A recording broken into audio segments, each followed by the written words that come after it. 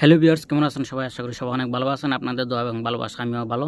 আজকে আমি আপনাদের সাথে শেয়ার করব তাণ্ডব নিয়ে।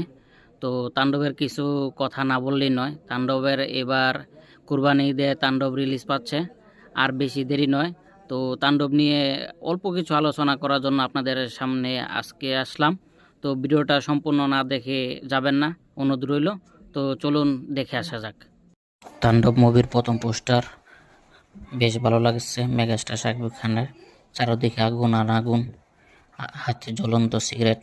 তারপরেই এটাই আপনার পরিচালক, প্রযোজক এবং শিল্পী সবাই এক ফ্রেমে বদ্ধ, বেশ ভালো লাগলো। তারপরে চুক্তিপত্র রায়হান রাফি, শাহরিয়ার শাকিব, মেগাস্টার শাকিব খান ছবিতে চুক্তিবদ্ধ হলো। তারপরে দ্বিতীয় পোস্টার টুমরো, মানে একটা কিছু আসতে চলছে।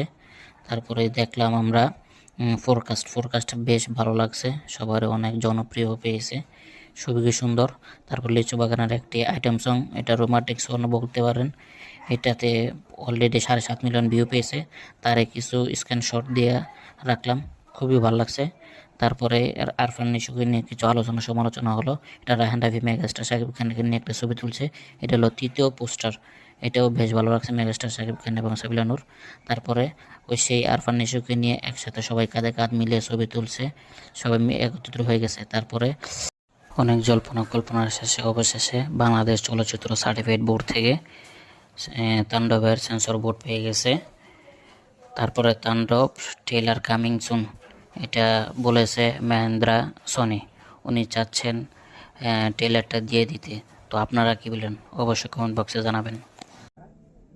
এই ছিল তাণ্ডবের A to Z আলোচনা। আশা করি সবার কাছে খুব ভালো লাগছে।